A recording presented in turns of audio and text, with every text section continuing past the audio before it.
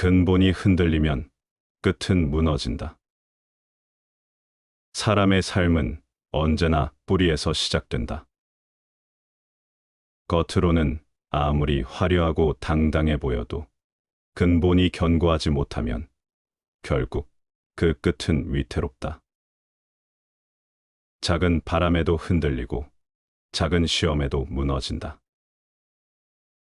기초가 약한 집이 오래 서 있을 수 없듯 사람의 인생 또한 뿌리가 약하면 종말이 허망해진다. 용감하다는 것은 칭찬받을 만한 자질이다. 그러나 몸을 닦지 않고 마음을 다스리지 않는 용기는 오래가지 않는다. 처음에는 굳세게 나아가다가도 시간이 지나면 태만과 교만에 빠진다. 진짜 용기는 순간의 돌진이 아니라 오래도록 자신을 다스리는 절제에서 나온다. 근원이 탁하면 흐름도 맑을 수 없다. 물줄기가 맑으려면 시작이 깨끗해야 하듯 사람의 말과 행동이 바르려면 마음의 근본이 올바라야 한다. 출발이 어그러져 있는데 끝이 바르게 흘러갈 리 없다. 결국 삶의 모든 문제는 근원으로 돌아가야 풀린다. 사람은 종종 눈앞의 성과에만 집착한다. 그러나 성과란 근본 위에 세워진 열매일 뿐이다. 근본을 닦지 않은 채 성과만 쫓으면 언젠가 그 열매는 썩어 떨어진다. 뿌리가 없는 가지는 잠시 푸를 수 있지만 오래 가지 못한다.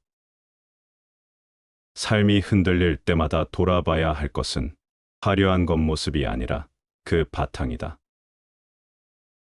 내가 서 있는 자리가 단단한가? 내 마음의 뿌리가 바른가? 그 물음에 답하지 못한다면 지금의 성취도 모래 위에 세운 집에 불과하다. 끝을 지키고 싶다면 시작을 바로 세워야 한다. 겉모습을 바로 잡기보다 근본을 곧게 세우는 것이 먼저다.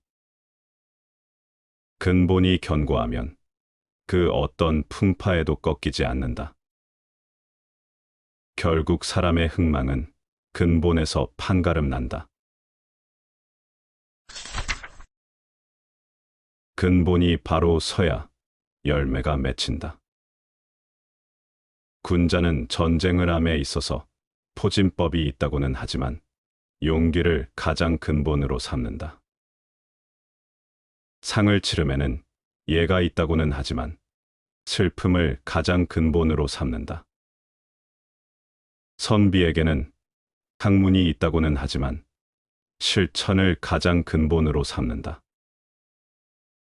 그러므로 근본이 안정되게 놓이지 않은 자는 말단적인 결과를 풍성히 하려 들어서는 안 된다. 묵자의 말이다. 군자는 전쟁을 치를 때 반드시 진법을 갖추지만 그 모든 것의 뿌리는 결국 용기에 있다. 병법이 아무리 정밀해도 두려움에 사로잡힌 군사에게 승리는 없다.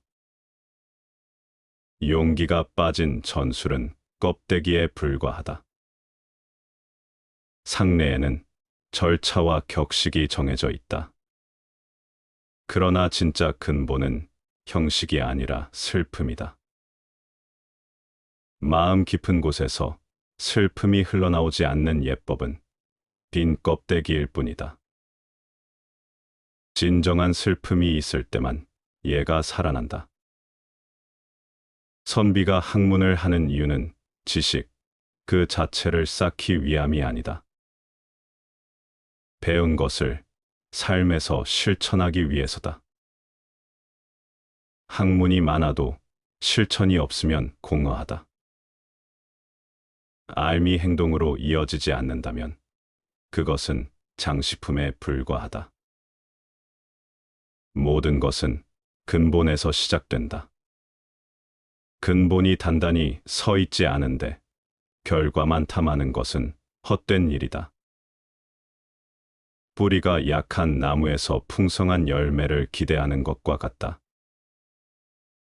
결국 근본이 흔들리면 그 위에 쌓은 모든 것이 무너진다. 사람들은 자주 말단적인 성과만 바라본다. 눈에 보이는 성취, 남이 알아주는 결과만 좇는다.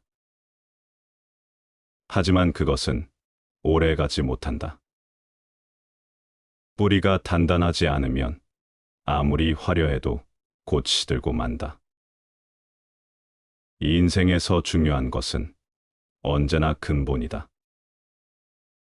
근본이 바르면 성과는 뒤따라온다. 결국 삶의 모든 길은 근본을 바로 세우는 데서 출발한다. 용기 없는 전술은 무너지고 슬픔 없는 예는 공허하며 실천 없는 학문은 헛되다. 근본이 바로 설 때만 세상 앞에 흔들리지 않는 삶이 세워진다. 끝맺음이 곧 당신의 진짜 얼굴이다. 좋은 시작은 사람들의 기대를 끌어낸다. 하지만 훌륭한 마무리만이 그 기대를 존경으로 바꾼다. 세상은 시작에 박수를 보내지만 결국 기억에 남는 것은 마지막 장면이다. 인생도 마찬가지다. 환호 속에 출발하는 것보다 아쉬움 속에 퇴장하는 것이 훨씬 더 큰 의미를 가진다. 많은 이들이 초반의 성과에 도취된 채 끝을 그르친다. 처음엔 운이 따라줬고 주변의 기대와 응원이 넘쳤지만 그것을 지키는데 실패하면서 평판을 잃는다. 행운은 자주 시작을 도와주지만 마무리까지 함께 해주지는 않는다. 행운은 자신에게 다가오는 이에게는 관대하지만 떠나는 이에게는 무심하다. 그래서 우리는 언제나 끝맺음에 더 많은 지혜를 쏟아야 한다. 갈채를 받으며 들어간 자리에서도 나올 때 외면당할 수 있다는 사실을 잊지 말아야 한다. 중요한 것은 마지막 인사이다. 작별의 순간, 사람들이 당신을 그리워하게 만드는 것. 그것이 진정한 성공이다. 초라한 출발도 훌륭한 끝맺음으로 다시 쓰여질 수 있지만 화려한 출발도 형편없는 마무리 하나로 모두 잊히고 만다. 결국 사람들은 당신이 어떻게 시작했는지가 아니라 어떻게 끝냈는지를 기억하게 되어 있다. 그러니 시작보다 마지막에 더 많이, 더 깊이, 더 성실히 임하라. 그것이 당신이라는 사람의 진짜 얼굴이다. 단점 앞에서 도망치지 말고 마주서라. 누구나 약점을 품고 살아간다. 완벽한 인간은 없다. 하지만 그 단점에 지배당하는 순간 우리는 더 이상 자기 삶의 주인이 아니다. 단점은 우리가 외면할수록 더 커지고 무시할수록 우리 삶을 조용히 침식해 들어온다. 결국 단점은 우리가 직면하지 않는 한 폭군이 되어 우리 위에 군림하게 된다. 신중한 사람은 자신의 약점을 애써 감추지 않는다. 오히려 똑바로 마주하고 관찰한다. 자기 안의 단점이 어떤 방식으로 드러나는지, 어떤 순간에 고개를 드는지를 아는 것. 그것이 단점을 정복하는 첫걸음이다. 단점은 외면할 때 커지고 들여다볼 때 줄어든다. 더 나아가 현명한 사람은 타인의 눈으로 자신의 단점을 살핀다. 누군가 당신의 약점을 지적할 때 그것을 모욕으로 여기지 마라. 그것은 오히려 자신을 객관적으로 이해할 수 있는 소중한 기회다. 자신이 보지 못한 자신을 타인은 거울처럼 비춰준다. 단점은 피한다고 사라지지 않는다. 마주하고 정복할 때 비로소 우리는 그것을 넘어서게 된다. 단점은 약점이 아니라 성장의 출발점이다. 약점을 인정하는 사람만이 진정 강해질 수 있다. 그리고 그 강함은 외적인 힘이 아니라 내면에서 우러나오는 진짜 힘이다.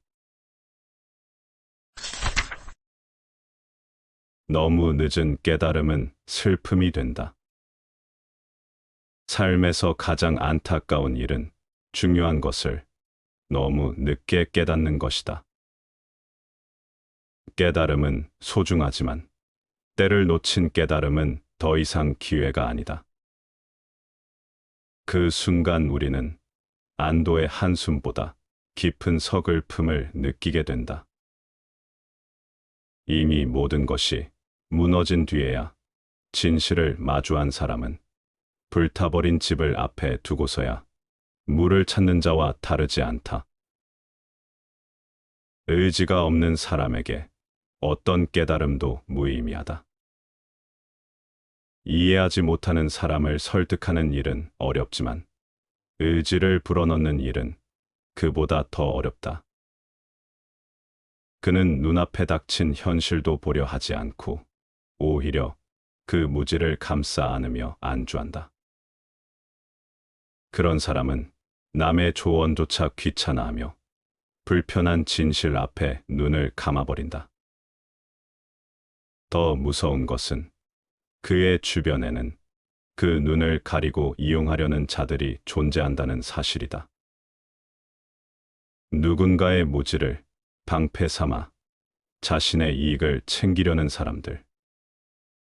그들은 의도적으로 그의 눈을 가리고 귀를 막으며 그 상태를 지속시키려 한다. 그리고 결국 눈먼 사람을 태운 말처럼 그 인생은 어디로 가야 할지조차 모른 채 방황하게 된다. 때늦은 깨달음이 되지 않으려면 지금 이 순간을 낭비하지 말아야 한다.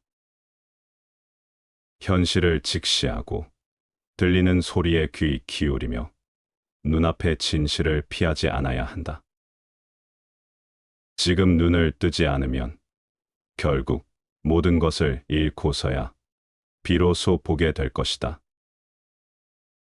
그리고 그때는 아무리 많이 깨달아도 돌이킬 수 없는 일만 남게 된다. 부족함을 직면하는 용기가 지혜의 시작이다. 지혜로운 사람은 자기 안에 무엇이 결핍되어 있는지를 안다. 그것은 자기를 낮추는 인식이 아니라 진짜 성장을 위한 출발점이다. 우리는 종종 타인의 단점에는 민감하지만 정작 자신의 결핍은 애써 외면하고 산다.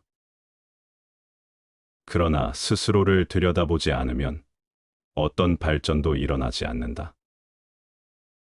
세상에는 단 하나의 능력이 부족해서 빛을 보지 못한 이들이 얼마나 많은가. 탁월한 학식을 갖추고도 세상과 소통하는 수완이 부족해 평생 주변부에 머무는 사람이 있다. 큰 재능을 가졌음에도 진지함이 부족해 스스로 기회를 망치는 경우도 있다.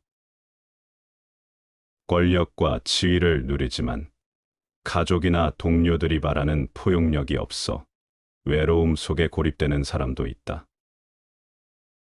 어떤 이는 과감히 나아갈 추진력이 부족하고 또 다른 이는 깊이 있게 멈춰 살필 신중함이 부족하다. 이렇듯 인간은 누구나 불균형한 조각으로 이루어져 있지만 진짜 문제는 그 부족함을 모른 채 살아가는 데 있다. 그러나 다행히도 이러한 결점들은 마음만 먹으면 얼마든지 보완할 수 있다. 중요한 것은 자기를 솔직히 바라보는 용기와 그 부족함을 외면하지 않는 태도다. 지혜로운 사람은 자신의 빈틈을 꿰뚫어보고 오히려 그것을 통해 자신을 단단히 다듬는다. 결국 부족함이란 약점이 아니라 성장의 방향을 알려주는 나침반이다. 자기 자신을 가장 냉정하게 바라볼 줄 아는 사람이야말로 가장 멀리 나아갈 수 있다. 모든 생명은 존귀하며 살 권리가 있다. 사람과 동물은 업에 따라 서로 다른 모습을 지녔으나 살아가려는 본능과 생명의 존귀함은 조금도 다르지 않다. 강자가 약자를 희생시키는 것이 자연의 법이라 여긴다면 그 법은 과연 누구를 위한 것인가? 만일 우리보다 교활하고 힘센 존재가 단지 자신의 욕망을 채우기 위해 혹은 무심한 손길로 우리의 사랑하는 이들을 앗아간다면 우리는 이를 용납할 수 있을 것인가? 목숨은 단순한 수단이 아니다. 그것은 그 자체로 절대적인 가치이며 그 어떤 이유로도 침해될 수 없는 신성한 목적이다. 그러나 인간은 자신의 편리를 위해 타 생명을 함부로 희생시키며 그 고통에 무감각해지고 있다. 생명을 해치는 행위는 그 어떤 악덕보다도 깊은 어둠이며 존재의 근본적인 윤리를 부정하는 것이다. 우리는 서로 분리된 존재가 아니다. 인간과 동물, 모든 생명은 거대한 인연의 그물 속에서 서로에게 기대어 살아간다. 보이지 않는 그물망 속에서 끊임없이 주고받으며 우주의 조화를 이루고 있는 것이다. 타 생명의 아픔을 외면하는 것은 결국 우리 자신의 존엄을 부정하는 것과 다르지 않다. 생명을 향한 연민과 자비가 사라진다면 그 순간 우리의 인간됨 또한 무너지고 마는 것이다.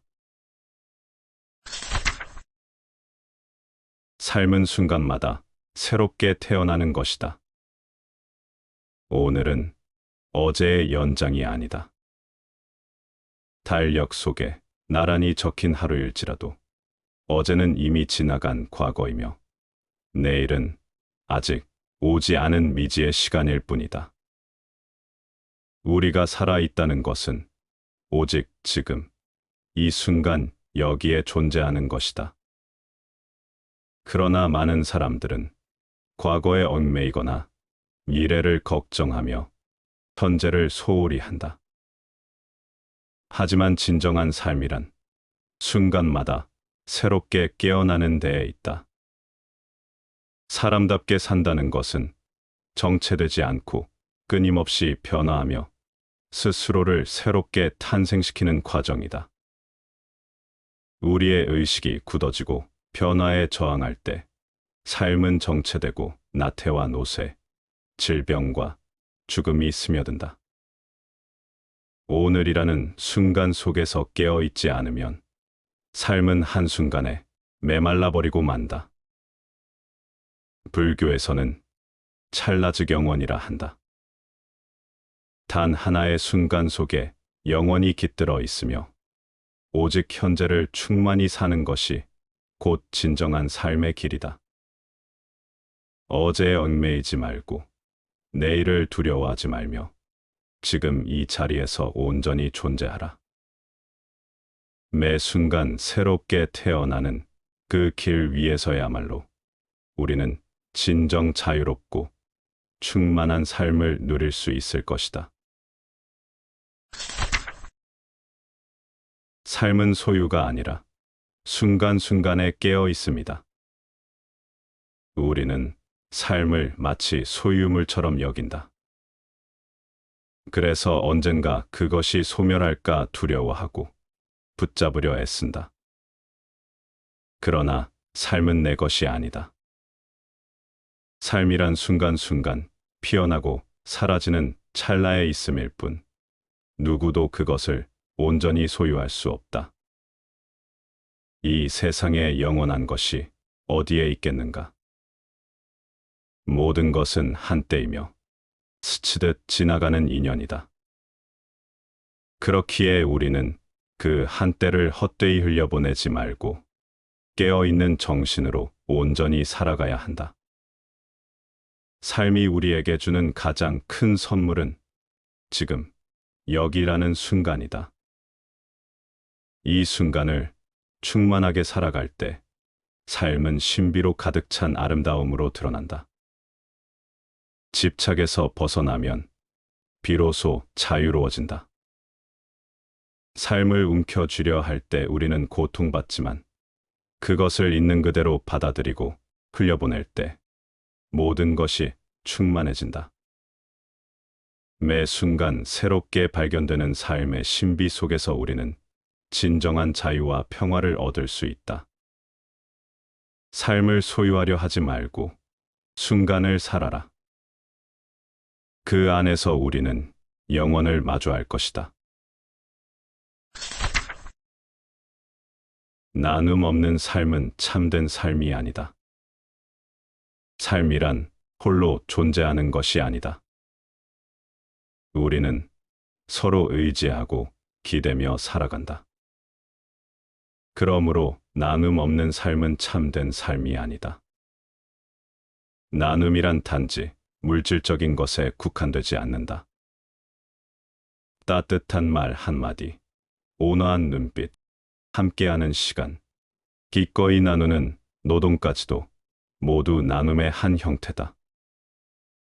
나눔이 없는 삶은 텅 빈 껍데기와 같다. 사람은 혼자일 때조차도 타인과의 연결 속에서 존재하는 법이다.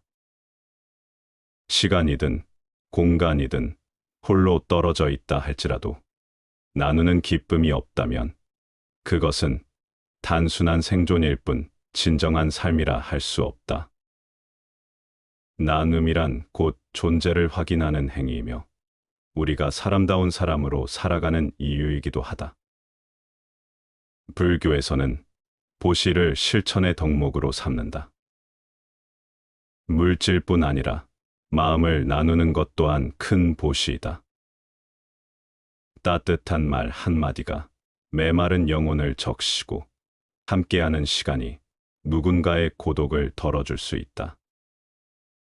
삶이란 나눌수록 풍요로워지는 것이다. 나누는 자만이 진정한 기쁨을 알고 함께하는 자만이 삶의 가치를 깨닫는다. 걷는다는 것은 곧 생각을 열어가는 것이다. 인간이 사유하기 시작한 것은 어쩌면 걷기에서 비롯되었을지 모른다. 한 곳에 머물러 생각하면 맴돌기 쉽고 오히려 망상에 사로잡히기도 한다.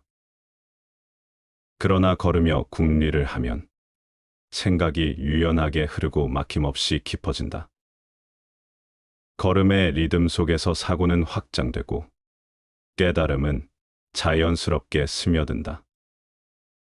고대의 철학자들, 위대한 예술가들이 산책을 즐겼던 것도 우연이 아니다. 부처께서도 보리수 아래서 깨달음을 얻기 이전에 수많은 길을 걸으며 진리를 구했다. 몸을 움직이며 생각하는 것은 단순한 신체 활동이 아니라 내면의 지혜를 일깨우는 수행의 과정이다. 걷는 것은 곧 지금, 여기에 온전히 존재하는 행위다. 발걸음을 내디딜 때마다 우리는 순간을 살아가며 그 순간 속에서 생각을 다듬고 마음을 비운다. 현대인은 바쁜 일상 속에서 걸을 시간을 잃어버렸지만 걸음 속에서 우리는 다시금 삶의 본질을 찾을 수 있다. 사유가 막힐 때, 삶이 혼란스러울 때, 길 위에 나서라. 길을 걸으며 생각을 정리하고 내면의 조화를 되찾을 수 있을 것이다. 생각이 지나치면 행동이 늦다. 계문자는 어떤 일을 하기 전에 3번 자세히 고민한 이후에 일을 처리하였다. 공자가 이 말을 듣고 논평하여 말했다. 2번 생각하면 충분하다. 계문자는 신중하고 검소한 것으로 알려진 춘추시대 노나라의 현인이다. 행동하기 전에 신중하게 생각하는 것은 훌륭한 태도이지만 무엇이든 지나치면 좋지 않다. 행동하기에 앞서 너무 많은 생각을 하면 적절한 시기를 놓칠 수 있다. 물고기가 미끼를 물은 순간에 낚싯대를 들어 올려야 하고 물이 들어올 때 노를 저어야 한다. 어떤 일은 기회를 놓치면 평생 후회하기도 한다. 생각을 많이 한다고 해서 꼭 좋은 판단을 내릴 수 있는 것도 아니다. 바둑에서 장고 끝에 악순한다는 말도 있듯이 너무 많은 생각을 하는 것이 능사는 아니다. 용서는 자신을 위한 것.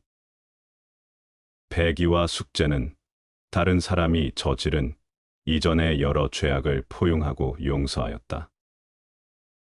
그래서 그들은 이 세상에 대해 원망이 매우 적은 것이다.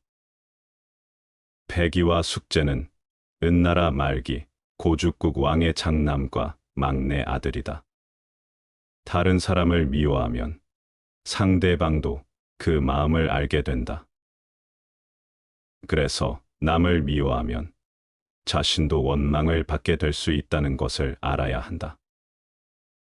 다른 사람의 잘못을 마음에 담아두지 않고 용서하면 자신의 마음도 편안해진다. 더 이상 누군가를 미워할 필요가 없기 때문이다. 남의 허물을 잊는 것, 용서하는 것은 결국 자신을 위한 일이다. 좋은 사람인 척 꾸미지 말라.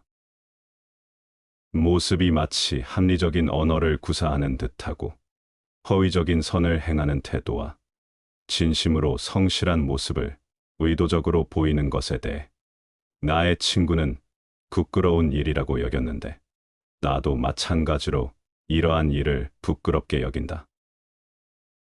한 사람에 대한 분노와 원망을 숨기고 그와 벗으로 사귀는 것에 대해 나의 친구는 부끄러운 일이라고 여겼는데 나도 이러한 일을 부끄럽게 여긴다. 누군가를 좋아하지 않으면서도 그를 대할 때 말과 행동을 꾸미고 친한 척하는 것을 경계했다. 이런 행동은 솔직하지 못하고 자신을 속이는 일이다. 한편 상대가 권력이 있거나 친하게 지내지 않으면 안 되는 상황에서 이로움을 따르는 것일 수 있다. 혹은 권력이나 위세에 굴복하는 것이다. 실은 사람과 친한 척하는 것은 모든 사람에게 사랑받으려는 인정욕구에서 비롯한 것일 수도 있다. 하지만 누구에게나 사랑받으려는 것은 왜곡된 욕망일 뿐이다.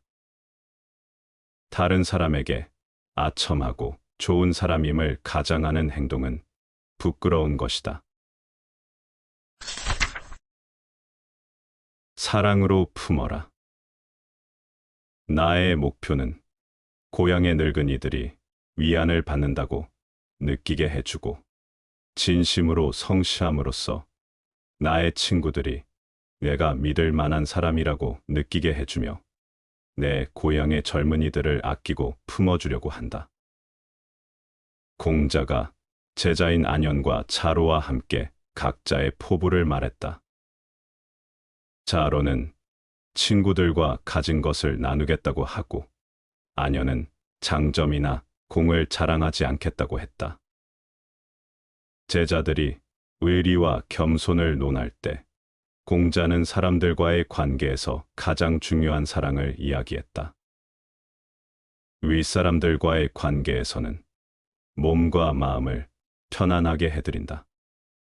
어르신을 공경하는 태도를 잃지 않는 것이다. 친구와의 관계에서는 믿음을 준다. 말과 행동에서 진심을 다하고 서로 믿음을 주고받는 것이다. 나이 어린 사람들과의 관계에서는 사랑을 준다. 연장자로서 그들의 아픔을 보듬어주고 위로해주는 것이다. 이 모든 것의 본질은 타인에 대한 사랑이다. 허물을 인정하고 적극적으로 고쳐라. 그만 내버려 두겠다. 나는 스스로의 결점을 발견하고 양심적으로 스스로를 자책하려는 사람을 본 적이 없다. 누구나 자신의 잘못을 있는 그대로 바라보고 인정하기란 쉽지 않다. 사람들은 자신을 바라볼 때는 남을 볼 때와는 다르게 관대해지는 경향이 있다. 객관적으로 보지 못하고 지극히 주관적이다. 남의 허물을 찾는 데는 날카로운 칼날을 세우지만 그 칼날이 자신으로 향할 때는 무뎌진다. 어렵사리 자신의 잘못을 인정했다고 하더라도 그것을 고치는 것은 더 어려운 일이다. 잘못을 부끄러워하는 것에서 그치지 않고 적극적으로 고쳐나가는 행동에는 용기와 결단이 필요하기 때문이다. 공자는 이렇게 자신의 잘못을 발견하고 스스로 고치려고 하는 사람을 만나보지 못할까 두려워하며 탄식했다. 배움에 힘써라. 아주 조그만 마을이라도 반드시 나 자신처럼 양심이 있으며 성실하고 정직한 사람이 있을 것이다. 그들은 단지 나처럼 자신을 수양하려고 시도하지 않을 뿐이다. 태어나면서부터 아는 사람은 없다. 사람은 끊임없이 배워야 한다. 아무리 지식과 경험이 많은 사람이라고 하더라도 배움을 즐기고 이어나가지 않으면 현재 수준에서 멈추고 만다.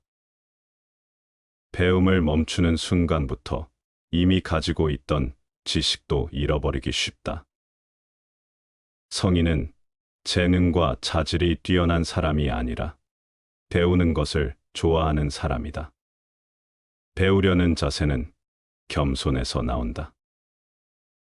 자기 지식과 지혜에 대해 자만하지 말고 언제나 배움에 힘써야 성장할 수 있다. 모든 일에는 응보가 있다.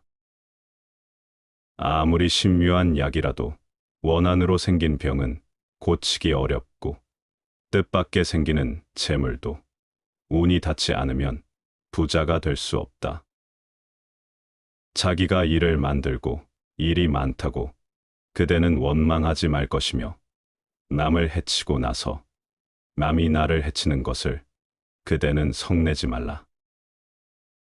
세상 모든 일은 본래 가품이 있으니 멀리는 자손에게 있게 되고 가까이는 자기 자신에게 있게 된다. 도교에서 문장과 학문의 신으로 알려진 제동제군의 말이다. 일은 누군가가 생각했기 때문에 일어난다. 생각을 바꾸는 것이 중요하지. 일어난 일에 대해서 원망하는 것은 의미가 없다. 다른 사람이 나를 해치려고 한다면 내가 그런 마음을 품은 것이 원인이다.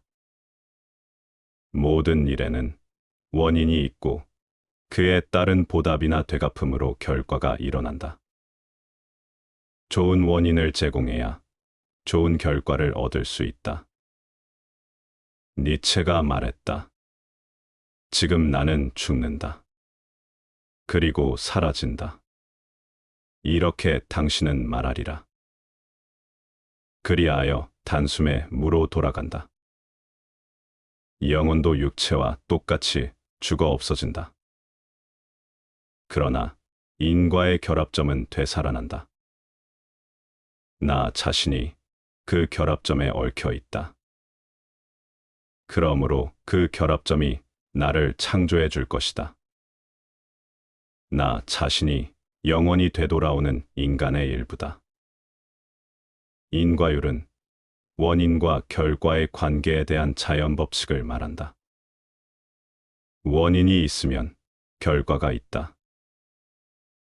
불이 있는 곳에 연기가 나고 불이 없는 나무가 없는 것처럼 그렇게 모든 일에는 원인과 결과가 있다. 니체의 말처럼 나는 죽어 사라진다 해도 그 인과의 접합점은 되살아나나 자신이 영원히 되돌아오는 인과의 일부가 되는 것이다. 콩 심은 데 콩 나고 팥 심은 데 팥 나듯이 그렇게 모든 일에는 원인과 결과가 있다. 성경의 잠언을 보면 웅덩이를 파는 자는 재가 그 속에 빠지고 돌을 굴리는 자는 재가 그 밑에 깔린다고 했다. 또 악을 심으면 재난을 거두고 홧김에 남을 때리면 그 뭉치에 재가 맞는다고 했다. 그것이 인과응보이며 원인과 결과이다. 신의 응보는 더디지만 반드시 찾아온다. 부모의 인과가 자식에게까지 되돌아온다지 않던가. 두려워할 것은 없다. 활용하기 나름이다. 인과율의 법칙을 자신의 일상에 적극 활용하라. 프랭클린이 말했다. 지식은 애써 공부하는 자에게, 부유함은 조심성 있는 자에게, 권력은 용감한 자에게, 하늘나라는 덕행이 있는 자에게 있다. 영원불변한 것은 없다. 꽃은 졌다가 피고 피었다가 다시 진다. 비단 옷을 입었지만 다시 베옷으로 갈아입게 된다. 호화로운 집이라 해서 언제까지나 부귀할 것도 아니며 가난한 집이라 해서 언제까지나 적막하지는 않다. 사람을 부추겨 올린다 해도 하늘까지 오르는 것은 아니며 사람을 밀어뜨린다 해도 깊은 구렁텅이까지 떨어지지는 않는다. 그대에게 이르노니 모든 일에 하늘을 원망하지 마라. 하늘의 뜻은 사람에게 후하거나 박함에 차별을 두지 않는다. 이 인생이란 어느 한 곳에 가만히 머무르지 않는다. 인생은 각자가 짊어진 삶이라는 커다란 보찜을 오늘은 이곳에 내려놓는가 하면 내일은 또 다른 곳을 향해 끊임없이 나아간다. 가다가 어디쯤에서 또 한 차례 내려놓았다가 다시 둘러맨다. 그럴 때마다 인생의 모습은 바뀌어 있다. 영원히 피어 있는 꽃은 없다.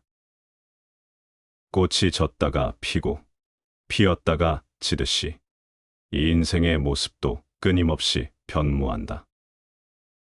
비단 옷을 입었는가 하면 어느새 베옷으로 갈아입고 호화로운 집에서 삶을 한껏 뽐내다가도 또 어느 날 갑자기 가난한 사람이 되어 삶의 적막을 맛보기도 한다.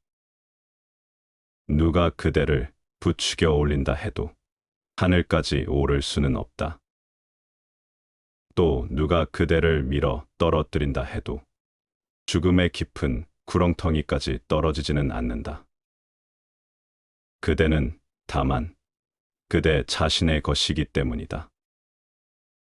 그대를 질책하거나 칭찬하고 그대를 바로 세우거나 비스듬히 세우는 것도 그대 자신에게 달려 있다.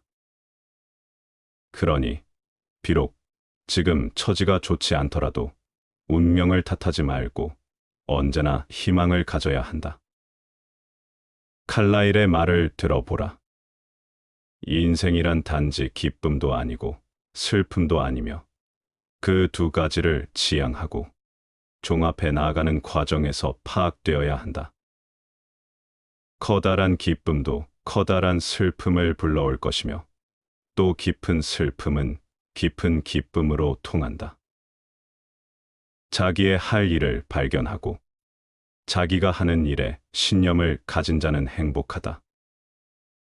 사람의 가치는 물론 진리를 척도로 하지만 그가 가지고 있는 진리보다도 그 진리를 찾기 위해서 맛본 고난에 의하여 개량되어야 한다.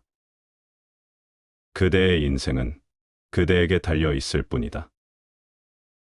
그대가 맛볼 수 있는 고난을 사랑하라. 그대의 고난에 입을 맞추어라.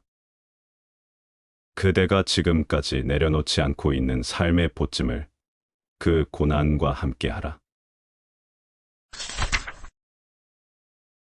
의롭지 않으면 오래 갈 수 없다. 사람의 마음이 독하기가 뱀 같아 탄식하노니 누가 하늘의 눈이 수레바퀴처럼 돌아가고 있음을 알겠는가? 지난해에 망령되게도 동쪽 이웃의 물건을 차지하더니 오늘에는 다시 북쪽 집으로 돌아간다. 의롭지 못한 재물은 끓는 물을 뿌린 눈과 같고 뜻밖에 얻어진 논밭은 물에 밀려나는 모래일 뿐이다. 만약 교활한 속임수로 생계를 꾸려가려 한다면 그것은 마치 아침에 피었다가 저녁에 지는 꽃과 같을 것이다. 남을 속이거나 남의 것을 훔치는 등 의롭지 않은 방법으로 얻은 돈과 재물은 쉽게 얻은 만큼 사라지기도 쉽다. 눈 위에 끓는 물을 뿌리면 순식간에 눈이 녹아버리듯이 돈 또한 오랫동안 머무르지 않고 없어져 버린다. 뜻하지 않은 행운으로 얻은 재산도 마치 물을 뿌리면 모래가 씻겨 내려가듯이 쉽게 떨어져 나간다.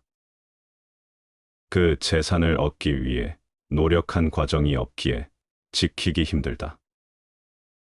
정직하게 한 발 한 발 나아가야 한다.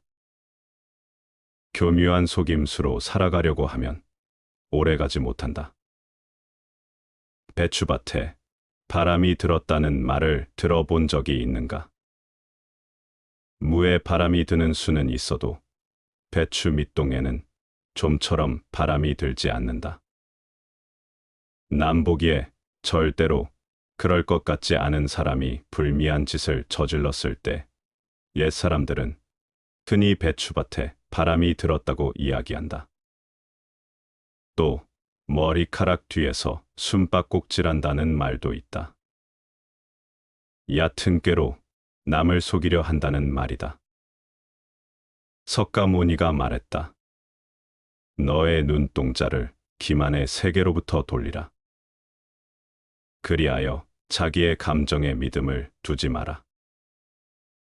그들은 거짓말쟁이다. 너 자신 속에 개인을 떠난 자신의 내부에서 영원한 사랑을 찾으라. 감정이란 물 위에 떠서 흘러가는 풀잎과도 같다. 자기 감정에 휩쓸리지 마라. 개인을 떠난 그대 자신의 내부에 그대를 심으라. 호가호위라는 말이 있다. 강한 자를 등에 업고 위세를 부린다는 말이다. 호랑이가 여우를 한 마리 잡았다. 그러자 여우는 호랑이를 바라보며 이렇게 말했다. 저를 잡아먹으면 안 됩니다. 하느님께서 저를 짐승의 우두머리로 삼으셨습니다. 저를 잡아먹으면 신의 뜻을 거역하는 것입니다. 의심스럽다면 저를 따라와 보세요. 어떤 짐승이건 저만 보면 반드시 놀라 달아날 테니까요. 호랑이는 여우의 말이 의심스럽긴 했지만 따라가 보기로 했다. 과연 여우가 말한 그대로였다.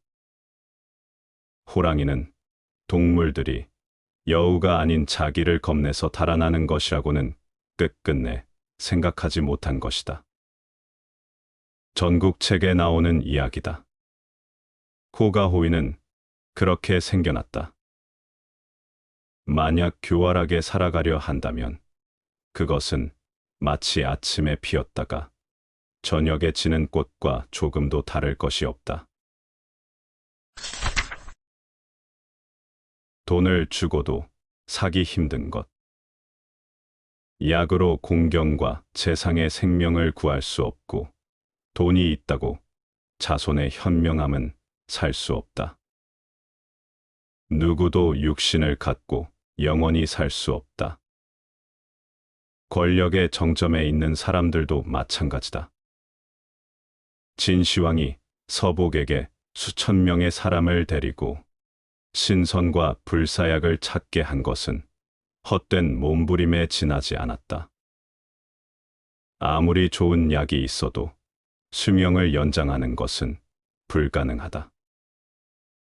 돈이 아무리 많아도 자손의 현명함을 살 수는 없다. 현명함은 삶을 대하는 태도이고 그것을 얻기 위해서는 겸손한 자세로 삶을 인내하는 숙성의 시간이 필요하다. 어리석은 자손은 스스로 잘났다고 믿기 쉽고 성장하기 위해 배우지 않는다. 많은 돈을 들여 선생을 구해 가르치면 지식은 살 수 있을지언정 현명함을 살 수는 없다. 죽음은 고칠 수 없다. 제 아무리 높은 지위에 있는 사람이라 해도 죽음이라는 병에 걸리면 되살아날 수 없다. 죽음은 순리이며 자연이기 때문이다. 그와 마찬가지다. 현명함이라는 지혜는 그냥 얻어지는 것이 아니다.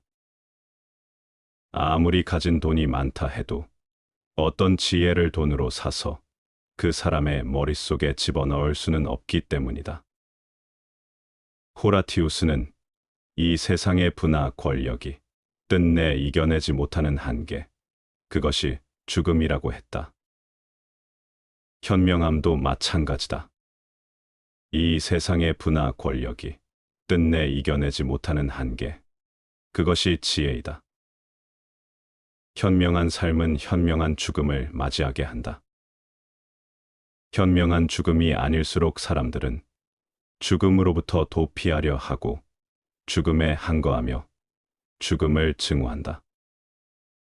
몽테뉴는 수상록에서 이렇게 말한다. 죽음이 어디서 우리를 기다리고 있는지 모른다. 아마도 곳곳에서 기다리고 있을 것이다. 죽음을 예측하는 것은 자유를 예측하는 일이다. 죽음을 배운 자는 굴종을 잊고 죽음의 깨달음은 온갖 예속과 구속에서 우리들을 해방한다. 분노는 불씨와 같다. 분노는 언제나 불평불만에서 시작된다. 불쾌한 감정을 품고 있다가 그것이 쌓이면 결국 격한 감정으로 터져 나온다. 마치 작은 불씨가 거센 불길로 번지는 것과 같다. 따라서 가장 좋은 방법은 분노가 움트기 시작할 때, 즉 불씨가 아직 작을 때 이를 감지하고 조기에 진화하는 것이다. 자신이 언제, 어떤 상황에서 가장 쉽게 화를 내는지 인지하는 것이 중요하다. 사람마다 분노의 촉발점은 다르다. 어떤 이는 무시당할 때 참지 못하고 어떤 이는 불공평한 상황에서 분노를 느낀다. 그러므로 자신의 감정이 흔들리는 순간을 민감하게 포착해야 한다. 입에서 불평이 나오려는 순간 공격적인 행동으로 번지기 전에 스스로를 다잡아야 한다. 우리는 모두 완벽하지 않으며 화를 낼 수도 있다. 하지만 감정을 다스리지 못하면 분노는 우리를 집어삼키고 결국 후회를 남길 뿐이다.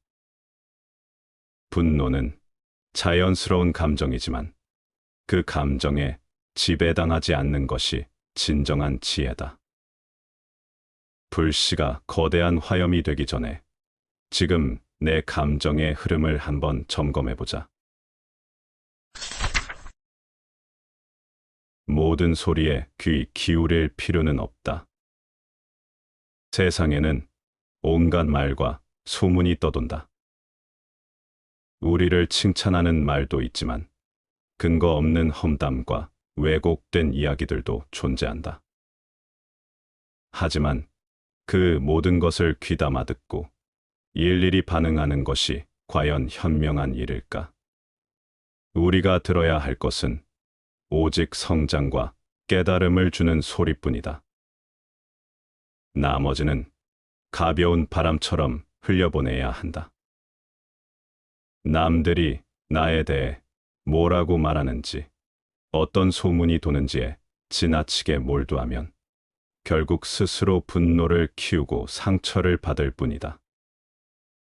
누군가는 의도적으로 나를 흔들기 위해 나를 던질 수도 있고, 또 다른 누군가는 깊이 생각 없이 말을 전할 수도 있다. 그 모든 것에 휘둘린다면 우리는 쉽게 지치고 분노에 사로잡히게 된다. 우리는 모든 것을 알 필요가 없다. 모른 척하고 흘려보내는 것도 지혜다. 걸핏하면, 화를 내는 사람이 되고 싶지 않다면 하나하나 따지고 묻는 습관부터 내려놓아야 한다. 평온한 마음은 스스로 선택하는 것이며 불필요한 소음 속에서도 고요를 찾을 줄 아는 사람이야말로 진정으로 자유로운 존재다. 모욕 앞에서 진정한 강자는 누구인가? 살다 보면 부당한 대우를 받을 때가 있다. 누군가 나를 조롱하거나 무시하고 때로는 이유 없이 상처를 주기도 한다. 하지만 그런 순간마다 감정을 드러내고 분노로 맞선다면 결국 스스로를 소모시키는 일밖에 남지 않는다. 가장 현명한 대응은 때로는 못 들은 척하는 것이다. 가벼운 농담으로 넘겨버리거나 차라리 용서하고 잊어버리는 것도 방법이다. 누군가의 모욕적인 말 한마디에 휘둘리기보다는 그것이 내 삶을 조금이라도 변화시킬 가치가 있는지 먼저 고민해보자. 중요한 것은 어떤 대접을 받았느냐가 아니라 어떻게 반응했느냐이다. 분노에 휩싸여 감정을 주체하지 못하는 사람은 결코 강한 사람이 아니다. 오히려 자신을 절제할 줄 아는 사람이야말로 진정한 강자다. 세상에서 가장 거친 폭군조차도 필요할 때는 본인의 본능을 억누르지 않았던가. 감정의 노예가 되지 않는 것, 그것이야말로 우리가 가져야 할 품격이다. 불필요한 화를 스스로 초대하지 마라. 우리는 때때로 화가 저절로 치밀어 오를 때가 있다. 화는 우리가 스스로 만들어낸 감정이다. 근거 없는 의심을 품거나 사소한 일에 집착하며 스스로 불만을 키운다. 억울한 감정을 부여잡고 상대의 말 한마디, 행동 하나하나에 의미를 부여하다 보면 결국 우리 자신이 화의 노예가 되어버린다. 그러니 절대로 스스로 화를 찾아 나서지 마라. 내 안에서 불필요한 불만과 의심이 자라나는 순간 그 감정에 휘둘리지 말고 한 걸음 물러서라. 화가 나를 붙잡고 늘어질지라도 단호하게 떨쳐내야 한다. 화를 다스릴 줄 아는 사람은 결국 자신을 지킬 줄 아는 사람이다. 불필요한 감정 소모를 줄이고 더 중요한 것들에 집중하라. 스스로 만든 불행에 빠지지 않는 것, 그것이야말로 삶을 평온하게 만드는 지혜다. 가만히 둘 줄 아는 사람이 마지막에 웃는다. 살다 보면 모든 관계가 뜻대로 흘러가지 않는다. 아무리 친밀했던 사람도 때론 이유 없이 멀어지고 낯설어진다. 그럴 때 대부분의 사람은 불안해지고 무언가를 바로잡으려 서두른다. 하지만 관계는 억지로 되돌릴 수 있는 것이 아니다. 감정이란 더욱 그렇다. 지혜로운 사람은 고요 속에서 답을 찾는다. 의사가 모든 병에 약을 쓰지 않듯 인간관계도 언제나 손을 써야만 회복되는 것은 아니다. 오히려 기다림이야말로 가장 깊은 처방이 될 때가 있다. 무너진 관계를 억지로 일으키려 하지 마라. 물이 흐르듯 감정도 자연스럽게 제자리를 찾는다. 흔들린 관계를 어설프게 다루면 오히려 상황은 더 나빠진다. 맑은 물도 휘저으면 흙탕물이 되듯 감정 또한 섣부른 개입 앞에 더 엉키기 쉽다. 그런 때일수록 한 걸음 물러서서 지켜보는 인내가 필요하다. 모든 감정의 태풍은 결국 지나간다. 억지로 바람을 멈추게 할 수는 없지만 그 바람이 지나간 뒤를 준비할 수는 있다. 그때까지 가만히 기다릴 줄 아는 사람, 감정이 가라앉을 시간을 줄 아는 사람만이 결국 다시 웃게 된다. 진짜 강한 사람은 당장 싸우지 않고 언젠가 웃으며 다시 손 내밀 줄 아는 사람이다. 시간은 가장 강력한 무기다. 기다림은 무기다. 가만히 있는 것이 아니라 정확한 때를 포착하기 위해 침묵 속에서 나를 세우는 것이다. 누구보다 먼저 달려가고 싶어도 때로는 한 발 늦게 나서는 쪽이 더 멀리 간다. 시간이라는 들판 한가운데를 서두르지 않고 느긋하게 걸을 줄 아는 사람이 기회를 잡는다. 시간은 몽둥이보다 강하다. 신은 인간을 벌할 때 퇴초리가 아닌 시간을 건넨다. 고통은 서서히 스며들고 인내는 조금씩 단단해진다. 순간의 감정에 휘둘려 조급히 움직이는 사람은 언제나 실수한다. 반면 묵묵히 자신을 다스리며 기다릴 줄 아는 사람은 결국 가장 강한 사람이 된다. 운명은 단번에 오지 않는다. 행운은 쉽게 찾아오지 않는다. 하지만 기다릴 줄 아는 자에겐 마치 대지를 가르는 천둥처럼 어느 날 갑자기 그 보상을 안겨준다. 그것은 작은 기회가 아니라 시간을 견딘 자만이 받을 수 있는 크고 분명한 선물이다. 조급한 마음은 가장 위험한 유혹이다. 기다릴 줄 아는 사람만이 진짜로 얻는다. 시간이 답을 줄 때까지 흔들리지 않는 인내, 그것이 인생을 바꾸는 열쇠다. 본질을 보라. 어리석은 사람은 언제나 말을 앞세운다.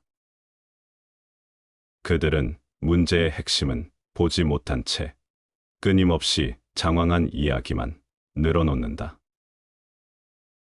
겉돌기만 하는 말은 아무런 실마리를 주지 못하고 결국 진짜 중요한 것은 손대지도 못한 채 논의는 헛바퀴만 돈다. 한마디로 숲은 보지 못한 채 나무 몇 그루만 붙들고 있는 것이다. 이들은 한 가지 사소한 문제에만 집착한다. 자신의 생각에만 몰입한 채 본질을 보려는 시도조차 하지 않는다. 그 결과는 뻔하다. 지치고 흐트러진 마음만 남는다. 그 혼란은 결국 주변 사람들까지 질리게 만든다. 본질을 놓친 말은 아무리 많아도 해답이 될 수 없다. 판단력이 흐려지면 다루지 않아도 될 문제에 시간과 정성을 쏟는다. 그 시간 동안 정작 건드려야 할 핵심은 멀어지고 만다. 정신이 혼란할수록 시야는 좁아지고 눈앞의 갈등에 사로잡혀 중심을 잃는다. 그러나 지혜로운 사람은 다르다.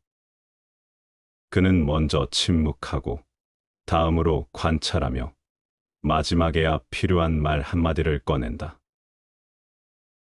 중심을 꿰뚫는 그 한마디는 10마디, 100마디보다 더 큰 힘을 발휘한다. 말이 아니라 통찰이 본질을 꿰뚫는다. 2배의 준비가 인생을 바꾼다. 삶은 언제나 예측 불가능한 변수들로 가득하다. 그렇기에 중요한 것은 늘 2배로 준비하는 습관이다. 필요한 것들을 한 가지에만 의존하는 것은 위험하다. 아무리 완벽해 보이는 계획도 한 가지 수단에만 의지하면 어느 순간 무너질 수 있다. 특히 타인의 도움이나 호의, 존경을 얻는데 필요한 수단은 반드시 2가지씩 갖추어야 한다. 이 인간의 의지는 본질적으로 약하고 변덕스럽다. 때로는 당신이 기대했던 지원이 늦어지거나 아예 돌아오지 않을 수도 있다. 이럴 때 대비가 없다면 큰 어려움에 부딪힌다. 조물주가 우리 몸에서 가장 중요한 기관을 2개씩 만들어준 것은 결코 우연이 아니다. 눈과 귀, 배, 그리고 신장은 모두 2개씩 존재한다. 한쪽이 상해도 다른 쪽이 그 기능을 대신할 수 있어 생존을 돕는다. 삶도 마찬가지다. 2배의 준비는 당신의 안정과 성공을 보장한다. 하나가 실패해도 또 다른 것이 당신을 지켜준다. 2배로 준비한 사람만이 진정 알찬 삶을 살 수 있다. 준비된 자에게 기회는 더 큰 힘으로 다가온다. 준비되지 않은 자는 그저 시간의 희생양이 될 뿐이다. 결국 2배의 준비가 인생의 차이를 만든다. 삶의 변곡점을 맞이하라. 사람의 기질과 내면은 7년을 주기로 변화한다. 이는 단순한 시간이 아니라 인생의 중요한 전환점을 의미한다. 태어난 지 7년이 지나면 이성을 갖추고 이후 7년마다 새로운 재능과 능력을 하나씩 습득하게 된다. 이 주기는 인간 성장의 자연스러운 흐름이며 이를 인지하고 준비하는 사람은 삶에서 더 큰 성취를 이룬다. 많은 이들이 7년 주기의 변화를 맞아 자신의 식견과 취향을 발전시키고 행동을 교정한다. 생활 환경을 바꾸거나 더 높은 위치로 올라서려 노력하는 것도 이러한 변화의 시기에 일어난다. 이처럼 변화의 시기는 자기 발전과 성장의 절호의 기회다. 그러나 변화는 하루아침에 일어나지 않는다. 오랜 시간에 걸쳐 점진적으로 진행되기 때문에 정신을 깨어있게 유지하지 않으면 그 변화를 감지하지 못하고 제자리에 머무르게 된다. 결국 준비된 자만이 변화의 물결을 타고 한 단계 더 성장한다. 자신의 7년 주기를 이해하고 적극적으로 맞이하는 태도야말로 인생의 방향을 바꾸는 지혜다. 변화의 순간을 놓치지 말고 매 순간 스스로를 점검하며 성장해 나가야 한다. 변화는 곧 기회이며 기회를 붙잡는 자가 인생의 승자가 된다.